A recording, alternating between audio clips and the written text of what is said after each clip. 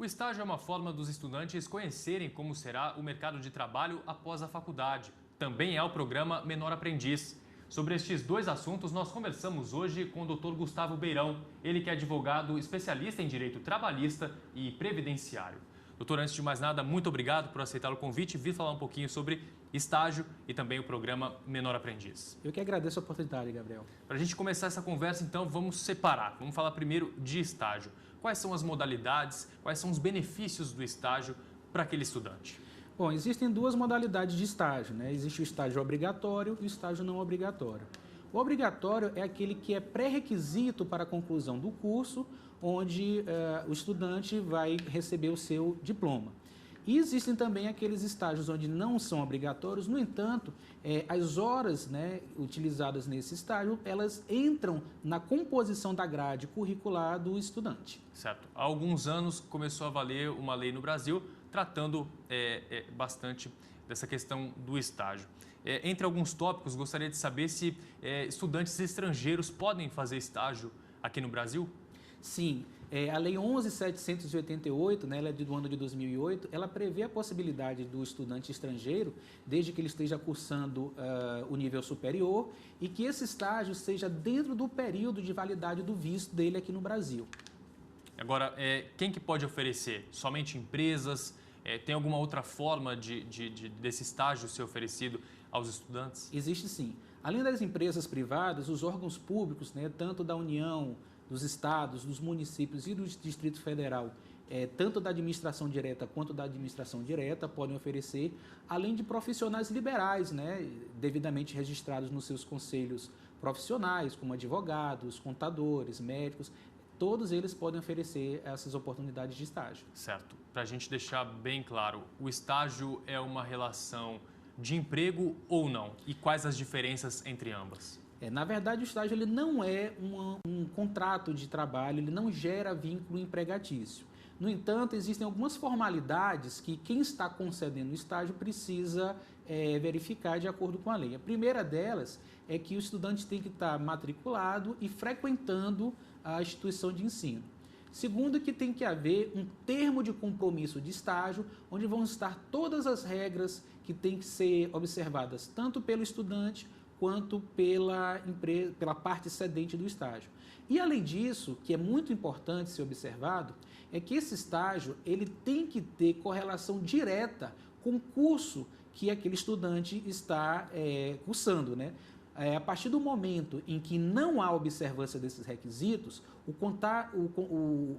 estágio ele passa a ser descaracterizado e aí sim gera-se um vínculo empregatício entre o estudante e a parte concedente do estágio. Certo. Essa nova lei, o que ela trouxe de positivo, de avanço que os estagiários não tinham, né, na época que estavam nesse programa de estágio? Na época, foi regulamentada, né, a obrigatoriedade de férias, né, de se estabelecer uma bolsa auxílio, de se estabelecer também o seguro contra acidentes pessoais que a empresa ou órgão, né, o profissional liberal tem que fazer em favor do estagiário, né? E isso deu uma segurança jurídica maior para que essas atividades de estágio fossem respeitadas tanto pelas empresas, né, quanto também fiscalizadas devidamente pelas instituições de ensino.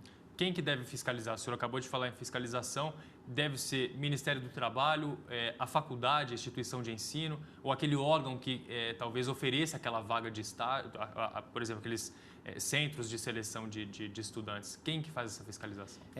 Em relação ao estágio, tanto a empresa cedente do estágio quanto a instituição de ensino, elas têm obrigações a serem cumpridas. No caso da instituição de ensino, ela tem que designar um professor para fazer esse acompanhamento do estágio. Então, ele vai estar acompanhando o aluno, verificando os relatórios da atividade dele, tem que ser relatórios periódicos, né? E a empresa também ela deve designar um dos seus funcionários com experiência nessa área de desempenho do estágio para que ele faça toda essa supervisão, que ele possa efetivamente estar mostrando a prática daquela futura profissão àquele estudante. Então, cabe tanto à empresa quanto à instituição de ensino fazer esse tipo de fiscalização. Então, doutor Gustavo, essas instituições, esses centros de seleção, tem alguns mais conhecidos que atuam em todo o país, eles expõem aquela vaga e aí a pessoa se interessando acaba se candidatando. A partir do momento em que há essa relação de estágio, há alguma responsabilidade por parte desses centros de seleção ou não? Aí aquele vínculo é entre empresa e estagiário. Esses famosos CEE e EL são chamados os agentes integradores. Na verdade, eles têm uma participação importante nesse processo de estágio, porque, em que pese não ser obrigatória, né, a utilização deles, as empresas, as instituições de ensino, elas se utilizam desses agentes para poder facilitar e aproximar os agentes participantes dos estágios. Então, o que é que eles têm oferecido? Cadastro dos estudantes, cadastro dos locais que estão concedendo os estágios, eles acompanham toda a parte administrativa desse relacionamento, eles oferecem centros de seleção onde tanto as instituições que estão concedendo o estágio podem se utilizar. É realmente uma parte importante, né, em que pese não ser obrigatória. No entanto, elas têm responsabilidades e têm algumas restrições. Primeiro que a gente tem que destacar é que elas não representam o estudante, tá? E elas não podem cobrar do estudante qualquer taxa em contrapartida a esses serviços que elas prestam. E sim, elas podem ser responsabilizadas civilmente a partir do momento em que elas indicam estágios para áreas diferentes daquela que o estudante está cursando, ou se encaminhar para estágio estudantes cuja grade curricular não preveja esse estágio. Então, elas podem ser responsabilizadas nessas duas situações. É a instituição de ensino que faz o acompanhamento desse estágio ou não?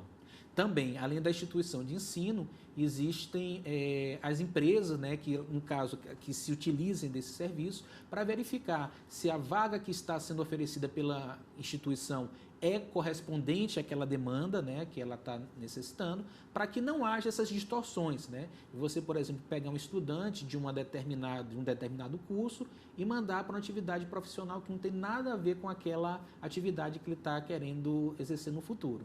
Qual o papel das empresas no acompanhamento desse estágio, nesse programa de estágio que envolve o estudante? Primeiramente, elas têm que assinar um termo de compromisso de estágio, né, que é o que valida, né, que inicia o processo de estágio. Além disso, as empresas têm que oferecer instalações adequadas ao desempenho do estágio, né, para que aquele estudante possa desfrutar da melhor maneira possível das atividades práticas, né, da futura profissão. Além disso, elas têm que oferecer ao estudante um seguro de acidentes pessoais, né, isso é importantíssimo, né, e foi garantido pela lei. Além disso, elas têm que designar, né, dentre os seus funcionários, um supervisor do estágio para que ele possa fazer todos os encaminhamentos, acompanhar o desempenho daquele estudante durante o seu processo de estágio, além de fornecer, pelo menos de 6 em 6 meses, esses relatórios de atividade para as instituições de ensino também fazer um acompanhamento por parte delas. Agora, a gente sabe que o estagiário, todo mundo que passou por uma faculdade sabe o que é ser estagiário, e muitos estagiários reclamam que ganham pouco, né? Faz um trabalho que não deveria, em algumas situações, algumas empresas acabam, né, violando o que diz a legislação. Existe um limite, por exemplo, de estagiários, um limite máximo, para que aquela empresa não seja somente o supervisor e os estagiários? Sim, realmente, Gabriel, é uma situação que é bastante comum, né? Mas, na verdade, existe uma limitação que foi prevista na lei justamente para isso. O que é que acontece? Pelo fato de não ser um contrato de trabalho, então não existem cargos trabalhistas e previdenciários por parte da empresa. Então, para ela é muito vantajoso você ter estagiários executando as atividades lá. No entanto, a lei ela estabelece um limite máximo para que sejam contratados esses estagiários. Se a empresa tem de 1 a 5 funcionários, ela só pode contratar um estagiário. Se ela tem de 6 a 10, 2. De 11 até 25, 5. E a partir de 25 empregados, ela pode contratar até no máximo 20% dessa quantidade de empregados para que, como você falou, não haja aquela empresa onde só tem o supervisor, o dono e todos os estagiários fazendo as atividades que deveriam ser de empregados. Certo. Para a gente destacar quais são os direitos dos estagiários. Beleza.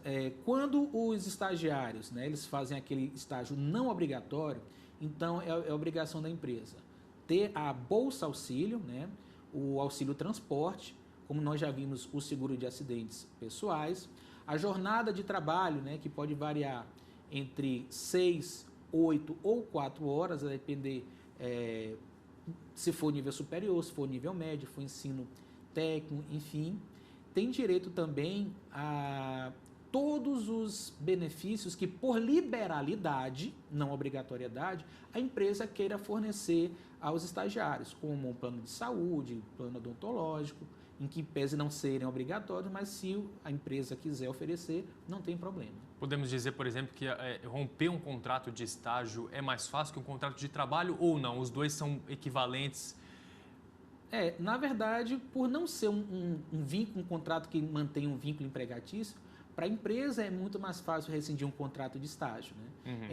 Em relação a um contrato normal, formalizado, existem todos os encargos, verbas rescisórias, 13º, férias, etc. e tal, que no caso do estágio não existe. Então é muito mais fácil se rescindir um contrato de estágio. Para a gente entrar um pouco mais nesse assunto, a questão da parte previdenciária. Para o estagiário, ela não existe? Ou até pode existir? Existe. O que é que acontece?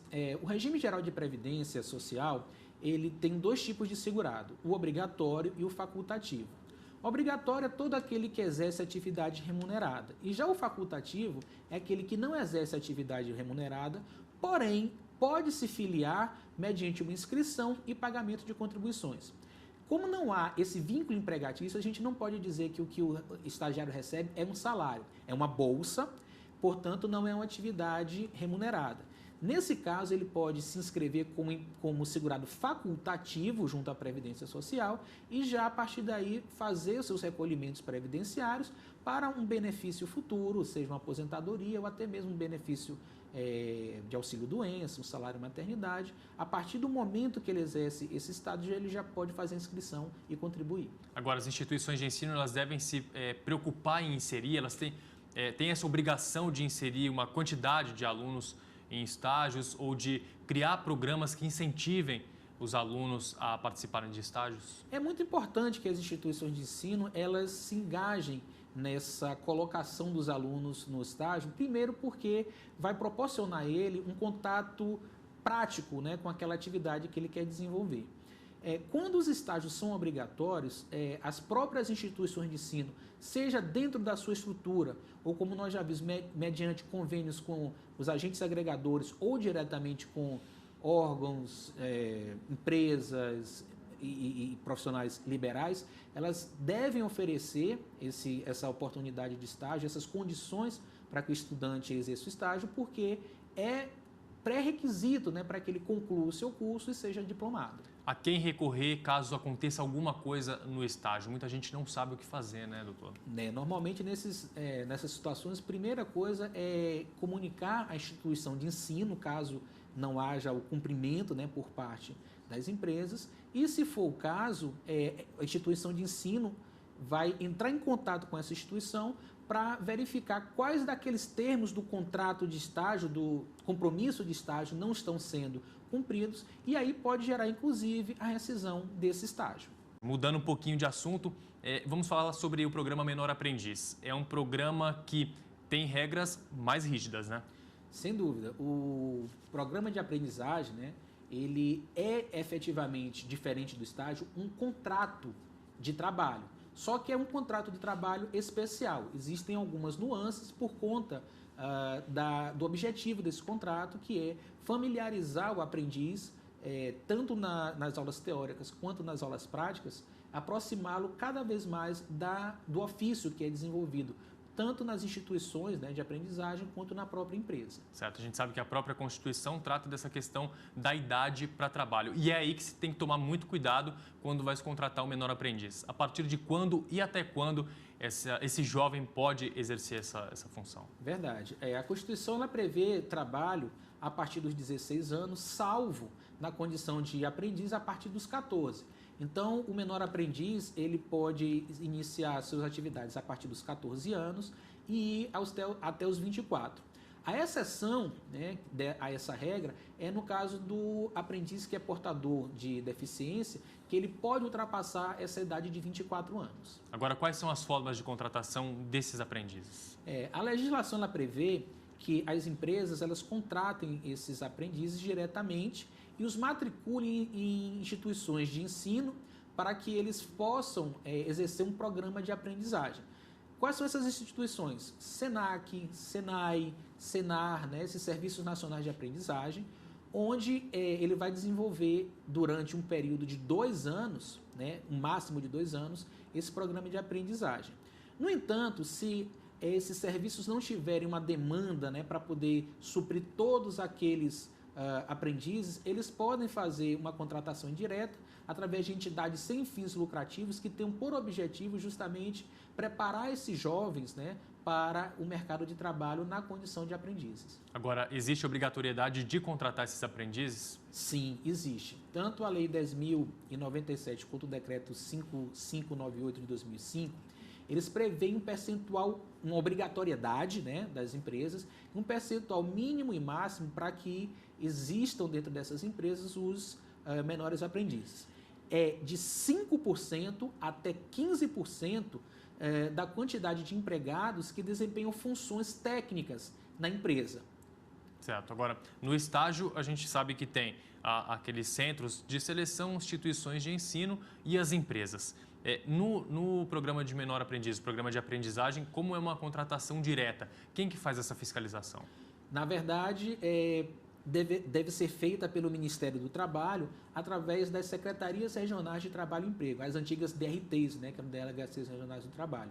Elas que são incumbidas de fazer essa fiscalização. E 2 programas de menor aprendiz, o jovem pode participar ou não? Somente de um? Pode, desde que respeitada a carga máxima, né, que é de 6 horas, podendo até se expandir para 8 horas, em caso que essas 2 horas sejam apenas para aprendizado teórico. E essas 2 cargas horárias, elas vão ser somadas. Por quê? Não se pode esquecer que o jovem ainda está em formação e a prioridade é que ele curse a sua instituição de ensino, que ele curse o seu programa de aprendizagem. Então, para que ele não fique sobrecarregado, ele pode ter até 2 programas de aprendizado, no entanto, serão somadas essas cargas horárias para o cômputo do limite máximo previsto em lei. Uma prorrogação desse contrato pode existir caso o patrão se sinta satisfeito, a empresa se sinta satisfeita com as funções desenvolvidas por aquele jovem? Não. O que acontece? O contrato de aprendizagem ele vem justamente para que aquele aprendiz se qualifique e que futuramente ele seja inserido no mercado de trabalho. Então, pelo fato de uma prorrogação do contrato de mesma natureza desvirtuar esse objetivo, é que não é permitido essa prorrogação do contrato de trabalho ou contratá-lo, né, novamente como um aprendiz. Quais os direitos desse jovem? Como o contrato de aprendizado é um contrato de trabalho, né, ainda que seja de forma especial, ele tem os direitos trabalhistas reconhecidos. FGTS, férias, vale transporte. Se por um acaso alguma categoria, né, de profissionais tiver uma convenção, um acordo coletivo, onde estenda alguns benefícios também aos menores aprendizes, eles também podem ser contemplados. E as benesses que os contratantes, né, os empregadores podem oferecer, plano de saúde e outras benesses, também podem ser concedidas ao menor aprendiz. Esse contrato ele pode ser rescindido a qualquer momento ou deve se cumprir até o fim? Existem algumas situações. A priori, o contrato ele termina, né, após 2 anos, que é o prazo máximo, ou quando o aprendiz atinge a idade de 24 anos, como já ressaltamos, salvo na condição de pessoa com deficiência. Além disso, existem situações em que ele pode ser rescindido antecipadamente. No caso de uma inadaptação daquele menor aprendiz ao trabalho, numa avaliação que seja insuficiente, no caso dele ter cometido durante o contrato de aprendizagem uma falta grave, e também a pedido, se ele simplesmente achar que não era aquilo que ele gostaria de estar estudando, executando, ele pode solicitar também o desligamento. Agora, antes da gente encerrar, ainda é baixo o número de vagas de menor aprendiz ou vem ganhando mais espaço dentro das empresas? Na verdade, a demanda no mercado ela ainda não foi totalmente atendida. Porque o que acontece? Como para a empresa em que pesa ela ter uma redução de encargos como o FGTS, é um contrato de trabalho e gera um vínculo empregatício com todos os seus consectários de tributos, encargos trabalhistas, encargos previdenciários. Já o estágio, como ele não gera esse vínculo empregatício, para o empregador é mais vantajoso, né?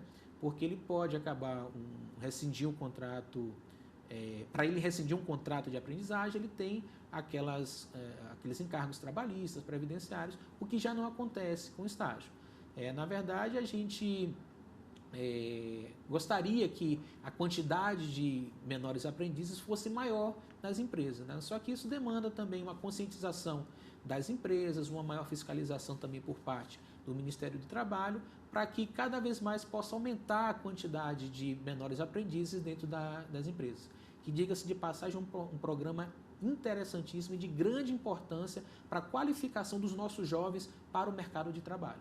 Dr. Gustavo Beirão, advogado especialista em direito trabalhista e previdenciário, muito obrigado pela sua participação, por aceitar o convite da TV Justiça. Eu que agradeço a oportunidade e até a próxima. Tá certo. O Saiba Mais de hoje fica por aqui. Até a próxima.